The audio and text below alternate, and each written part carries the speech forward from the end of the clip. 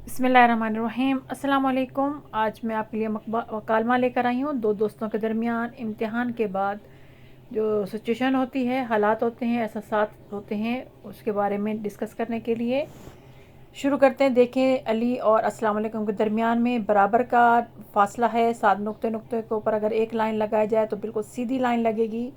इन बातों का ख़ास ध्यान रखिएगा और कम से कम बोर्ड के मुताबिक 5 सवालात और कम से कम 5 जवाबात अस्सलाम वालेकुम और अल्लाह हाफ़िज़ को हटाकर मैंने बनाए हैं। आप इसमें और भी चाहें तो आपके पास वक्त हो तो जुमले ऐड कर सकते हैं, वो आप पर है। शुरू करते हैं। अली अस्सलाम वालेकुम। अहमद वालेकुम सलाम। अली कैसा हुआ तुम्हारा पर्चा? अहमद बहुत मुश्किल था। अली तुमने तो बहुत पढ़ा था। अहमद हाँ, मगर सवालात छोड़े जो सवालात छोड़े वो आ गए। अली मेरा भी सवाल नंबर 2 गलत हो गया। अहमद वो तुम्हें तो बहुत अच्छा था मगर मेरा ठीक हो गया। अली हाँ, मगर दरमियान से भूल गया। अहमद मैंने आखिरी सवाल आधा किया, उस्ताद ने पर्चा ही छीन लिया। अली लेकिन शुक्र है मैंने वक्त पर मुकम्मल कर लिया था। अहमद बस पास हो जाऊंगा। अली मेरे भी 80% नंबर आ जाएंगे। अहमद मेरा दिमाग तो बिल्कुल खाली हो चुका है, घर जाकर आराम करूंगा। अली बिल्कुल ठीक है, कुछ देर आराम करेंगे फिर पढ़ेंगे। अहमद चलो शाम को मिलते हैं। अली अल्लाह हाफिज़।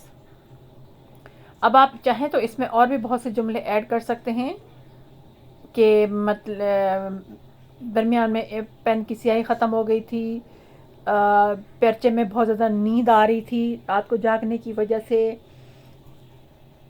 पर्चा बहुत ज़्यादा लंबा था, मेरे हाथ थक गए, ये वाला जुमला भी लिख सकते हैं। इसके साथ साथ आप अगर किसी बच्चे कि ने आपसे कोई सवाल यार जैसे कह सकते हैं कि वो मुझसे साजिद मुझसे बार बार पूछ रहा था, मुझे पर्चा नहीं हल करने दे रहा था, ये वाला जुमला भी आप कह सकते हैं, लिख सकते हैं।